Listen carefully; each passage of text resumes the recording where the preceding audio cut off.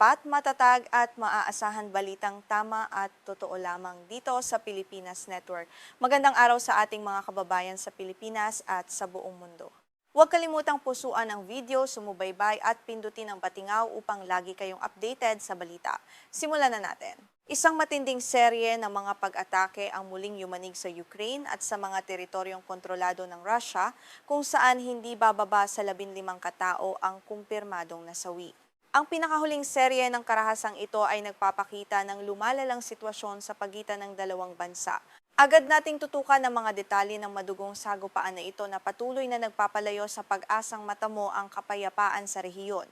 Sa rehiyon ng Zaporizhia na kasalukuyang sakop ng Russia, 12 katao ang iniulat na nasawi matapos ang isang pag-atake ng Ukraine sa mga kampong bakasyunan noong Sabado. Ayon sa mga opisyal na itinalaga ng Moscow, ang insidenteng ito ay nagdulot ng malaking pinsala sa mga sibilyan. Mabilis namang rumesponde ang mga otoridad sa lugar upang tulungan ang mga biktima ng pagsabog. Samantala sa hilagang silangang rehiyon ng Sumy sa Ukraine, 3 katao naman ang nasawi dahil sa isang pag-atake ng drone ng Russia. Ayon sa mga lokal na otoridad, ang pag-atake ay nagdulot ng malaking sunog sa isang pasilidad ng mga sibilyan.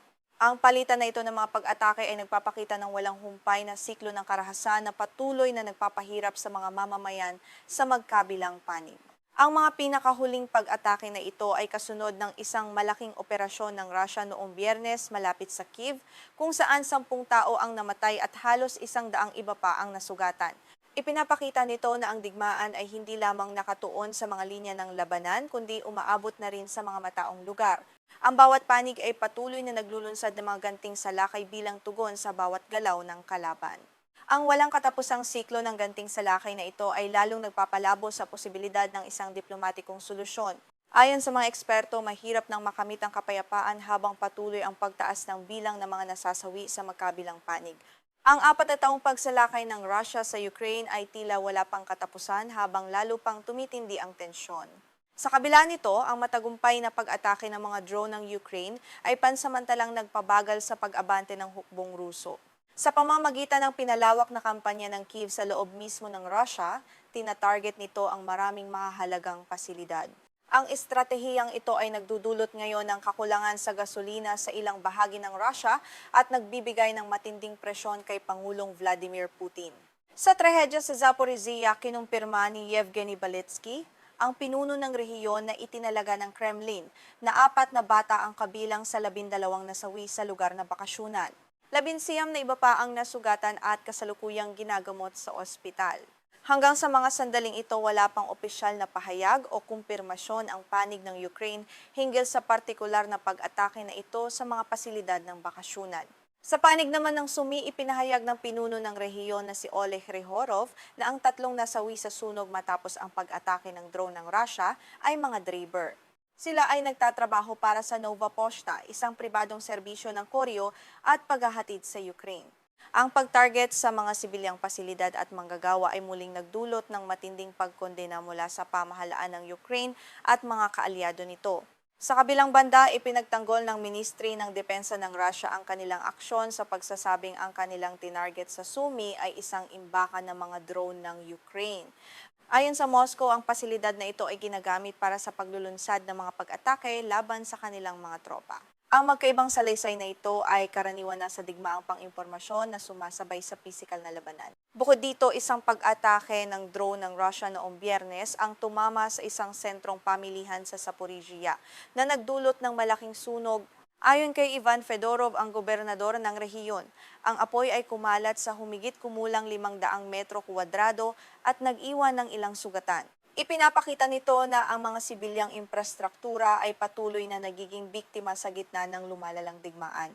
Nagbabala naman si Pangulong Volodymyr Zelensky sa kanyang talumpati na may mga ulat ng paniktik na naghahanda ang Russia ng mga missile para sa mas malaking pag-atake. Ayon sa kanya, may mga indikasyon na maaari itong maganap sa susunod na 48 oras. Dahil dito, nanawagan siya sa kanyang mga mamamayan na manatiling alerto at sumunod sa mga babala ng pagsalakay mula sa himpapawid sa buong bansa. Habang nagaganap ang mga pag-atake sa loob ng Ukraine, patuloy naman ng Kyiv sa pag-target sa mga pasilidad ng langis ng Russia. Isang pag-atake ng drone ng Ukraine ang nagdulot ng sunog sa Tyumen Oil Refinery sa kanlurang Siberia. Kinumpirma ito ni Gobernador Alexander Moore ng rehiyon ng Tiumen na nagsabing mabilis na rumesponde ang mga bumbero upang kontrolin ang apoy sa loob ng bakuran ng planta ng langis. Sa kanyang pahayag sa platapormang X, kinumpirma ni Zelensky ang matagumpay na pag-atake sa planta sa Tiumen.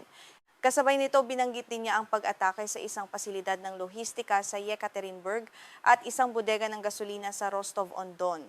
Ang mga sunod-sunod na operasyong ito ay bahagi ng mas malawak na plano ng Ukraine na pahinain ang kakayahang militar at pang-ekonomiya ng Russia.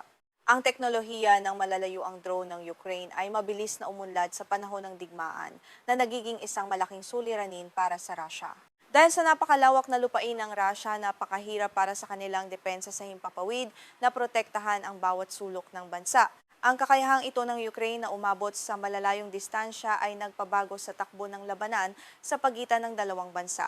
Ang patuloy na pag-target ng mga puwersa ng Kyiv sa mga pasilidad ng langis ng Russia ay nagdudulot na ng kakulangan sa gasolina sa ilang rehiyon. Bukod sa epektong pang-ekonomiya, nagiging malaking kahihiyan din ito para kay Pangulong Vladimir Putin. Ipinapakita nito sa publikong Ruso na ang digmaan ay mayroon ng direktang epekto sa kanilang pang-araw-araw na pamumuhay at seguridad sa sarili nilang bansa. Sa larangan ng diplomasya, may mga ulat na nagbabalak magpulong sina Pangulong Donald Trump ng Estados Unidos at Pangulong Zelensky sa Washington sa darating na Martes. Kinumpirma ito ng isang opisyal ng White House na nagnanais manatiling hindi nagpapakilala. Bagamat wala pang opisyal na pahayag ang Kyiv, sinabi ni Zelensky na abala sila sa paghahanda para sa pakikipagpulong sa liderato ng Estados Unidos. Ang nakatakdang pagpupulong ay kasabay din ng serbisyong pang-alaala sa Washington para sa yumaong Senador Lindsey Graham na kilalang taga-suporta ng Ukraine. Ang pagkakataong ito ay maaaring gamitin ni Zelensky upang muling humingi ng suportang militar at pinansyal mula sa Amerika. Ang relasyon ng Ukraine sa susunod na administrasyon ng Estados Unidos ay kritikal para sa patuloy nitong paglaban sa Russia. Samantala, lumalawak din ang epekto ng digmaan sa mga kalapit na bansa gaya ng Romania na isang miyembro ng NATO. Iniulat ng Ministry ng Depensa ng Romania na matagumpay nilang binaril ang isang drone na pumasok sa kanilang himpapawid malapit sa hangganan ng Ukraine. Ang insidenteng ito ay naganap sa isang lugar na walang naninirahan kaya naman walang iniulat na pinsala o nasaktan. Kinumpirma ni Pangulong Nico Jordan na ang drone ay binaril ng isang pilotong Romanian gamit ang isang eroplanong F-16. Ito na ang ikalawang katulad na insidente sa loob ng 2 araw matapos ang isa pang drone na binaril malapit sa Padina. Ang serya ng pagpasok ng mga drone ng Russia at Ukraine sa himpapawid ng Romania ay nagdudulot ng matinding pag-aalala sa seguridad ng buong alyansa ng NATO. Mula nang magsimula ang pagsalakay ng Russia noong Pebrero ng taong 2022, ilang beses nang may mga drone na bumagsak sa Romania. Noong Hunyo, isang drone na pandagat ang sumabog sa daungan ng Constanza, habang may mga insidente rin ng pagkasira ng mga gusali dahil sa mga ligaw na drone. Patuloy na binabantayan ng NATO ang sitwasyon upang maiwasan ang direktang komprontasyon sa Russia. Patuloy na pinatitibay ng Ukraine ang depensa sa hangganan nito sa Belarus, ilang taon matapos gamitin ng Russia ang rutang ito para sa unang pagsalakay nito patungong Kyiv. Sa ulat ng Associated Press, ang dating abalang tawiran ay isa na ngayong tahimik at lubhang mapanganib na sonang panangga na puno ng mga patibong at mina upang mapigilan ang anumang banta ng panibagong pag-atake mula sa hilaga. Ang hangganang ito, na may kabuuang haba na mahigit 1,000 kilometro, ay ganap nang isinara sa lahat ng sibilyan.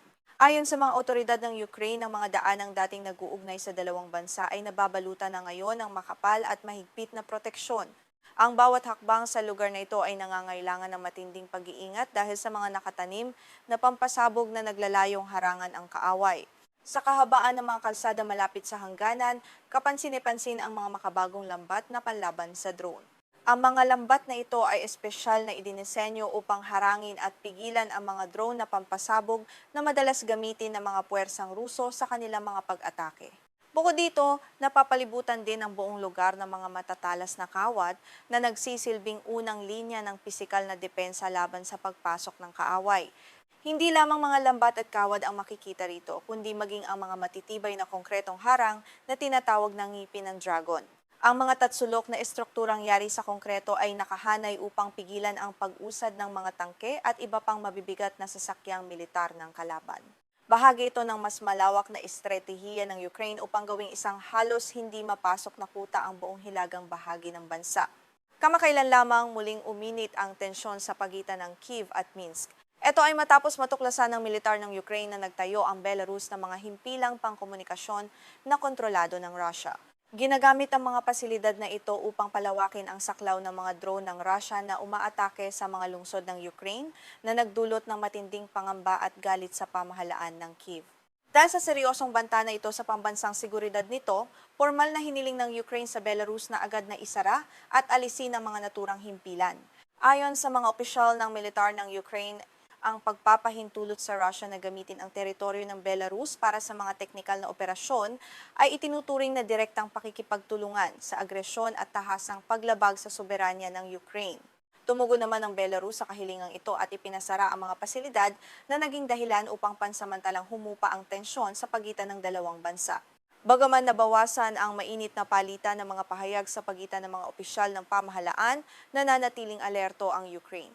Alam ng Kyiv na ang anumang kasunduan sa Belarus ay maaaring magbago anumang oras dahil sa matinding impluwensya ng Moscow. Sa kasalukuyan, iniulat ng mga opisyal ng Ukraine na wala silang nakikitang senyales ng pagtitipon ng mga sundalong Ruso sa loob ng Belarus. Gayunpaman, binigyang diin nila na hindi ito sapat na dahilan upang maging kampante ang kanilang mga puwersa. Itinuro sa kanila ng karanasan noong taong 2022 na maaring mabilis na magbago ang sitwasyon, kaya patuloy nilang pinatitibay ang kanilang mga depensa. Paulit-ulit namang ipinahayag ni Pangulong Alexander Lukashenko ng Belarus na wala siyang planong iutos sa kanyang mga tropa na makilahok sa digmaan maliban na lamang kung aatakihin ang kanyang sariling bansa. Ngunit para sa mga taga-suri ng militar, maliit lamang ang bigat ng pahayag na ito dahil sa matinding pag-asa ng Belarus sa suportang pampolitika, militar at pang-ekonomiya ng Russia.